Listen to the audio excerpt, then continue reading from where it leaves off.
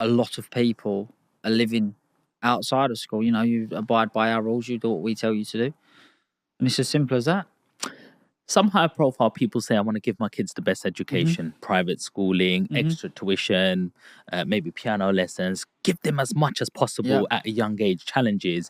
But how do you also get that balance of, hey, hang on, that isn't everything. Come here. We've also got business, or I want to introduce you to a friend who has a business. How do you get that right balance? To be honest with you, I believe that the best thing about the education of what you just said about parents wanting to give their kids the best education, I don't think it really makes a difference between a good school and a bad school.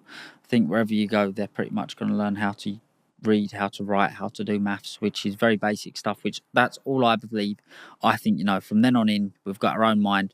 We move on to whatever we want to learn or move forward. How many people go through school and actually use what they've learned in primary school, apart from reading or writing, in the industry that they get involved in? Not much. Has Henry VIII ever been brought up to you? Did he get taught him in school? Yeah. You did? Okay, then. I don't even know some math sums, what they have on a board. I couldn't even tell you what they look like. But have you ever come up against a math sign where you've got to do 5 squared? Simultaneous equations? No, I never used it before. We haven't. No. Exactly. This is what I'm saying. So, you know, we learn to read and write. We learn to do maths. And that's what does set us up for the entrepreneurial world. However, it is hard out there. It's very hard to earn money. It's very hard to set up a business. But the things, I'm not saying don't do it, but it's hard. It's not that. You genuinely face failure after failure after failure, and then boom, you have some success. And then you go failure, boom, success, because you're adding experience up after all your failures, putting that to good use, and now it's paying off. Because when you're approaching something after you've failed so many times, you're not just turning up as somebody who's failed. You're turning up with somebody who's got 10 times the experience now. You know? So that's why I think persistence is also very good. But go on. Tell us a little bit about, well, I want a prediction from you now. You said the UK's not going in a good way. It's not that I'm not saying it's going in a good way. I just disagree. I think that the tax is extortionate here in the UK, and they don't support businesses, and they're not pushing for entrepreneurs. That's all I say. Like, you know, our schools are not set up to make entrepreneurs. Do you understand where I'm coming from? And what you were saying about the best of educations, I never come round to telling you, but the best thing about putting your kid into a private school is not the education they're going to get.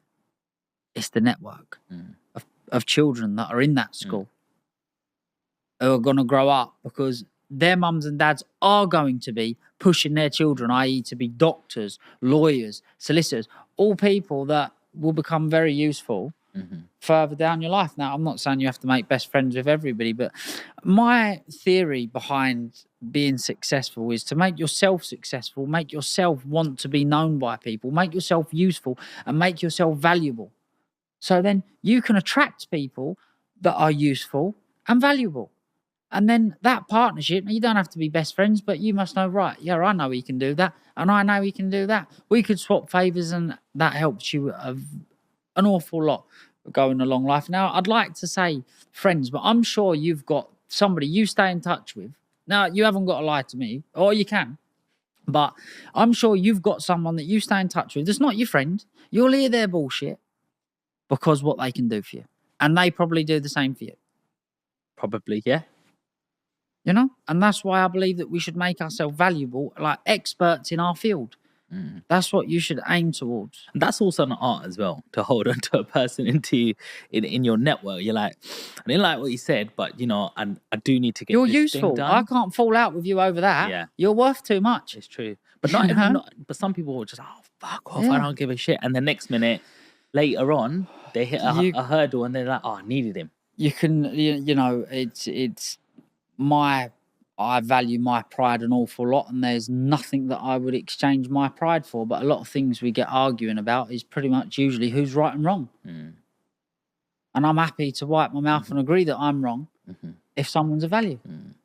If they're not a value, then why would you hang them around? Why would you have somebody that, if you're trying to be successful, pretty much anybody that is not helping, push you forward, giving you praise, all the negativity, has got to go. Because the thing is, you're facing negativity anyway. You don't need someone to come and tell you, oh, this could be bad, or oh, I don't think that's going to work. No one's done it before. You need, do you know what? No one has done it before, but let me tell you something.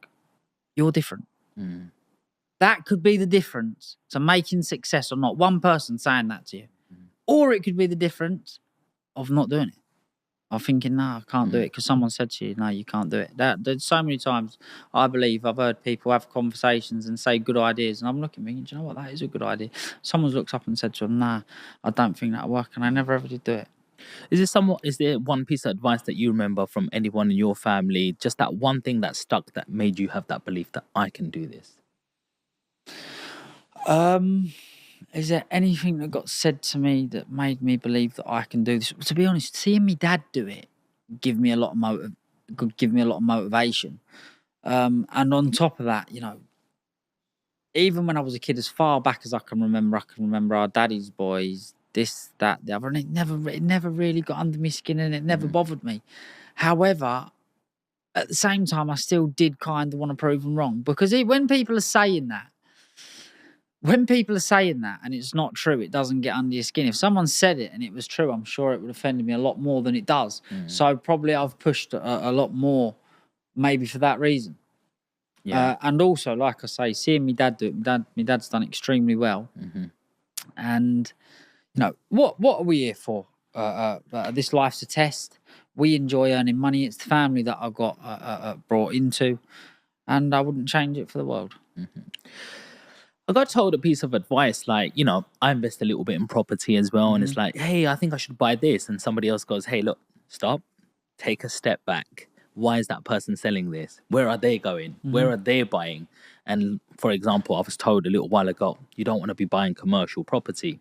It's like, why not? And they go, well, shops are closing. Everything's going online. These are going to be empty soon and stuff. So I'm always looking at people ahead of me. And so, like, if I'm a millionaire, you're a multi-millionaire and your dad's a billionaire, I'm looking at you guys and I've already seen your dad leave the UK. And that tells me, should I still be in the UK? Should I be living here? Has this got enough opportunities? You know, what's keeping me here? The weather? You know, more taxes? Like, is there another place that I could be looking at? And, you know, recently Dubai's come to mind for me. But I've heard your dad's gone to Monaco. Where do you see yourself in the next decade or 2 decades? I really like Dubai, and the reason I like Dubai is because they're entrepreneurial backing. They're pushing entrepreneurs. You want to go and set up a business, they'll help you. You want to buy a property, they'll help you. The answer is never usually no. It's always yeah. We will help. You know, and that's what I love about the country. It's run by entrepreneurs. I heard that the king runs his country like a business. And how successful is it? How great is it actually doing? Like, it's booming. There is no words I could possibly put to exaggerate. If we was on this podcast 20 years ago and someone mentioned that there was a city being built, you couldn't even imagine it to be as good as Dubai. And that's what happens when businessmen and entrepreneurs run countries. Religious businessmen and entrepreneurs. Very clever men. Yes. Talk to me a little bit about, because I've been in property over 20 years, but I've never even considered or looked at a mobile home park. Tell me how these things work. Because all I know about it is a piece of land that you lease and put a mobile home on there. Is that as easy as it is? No. So a mobile home, so there's different kinds. So you've got Gypsy and Traveller mobile home parks, you've got holiday mobile home parks, and you've got residential mobile home parks. I own 2 semi-retired and fully retired residential mobile home parks. So they can live there all year round, 365 days of the year. They buy the home off of me, put it on my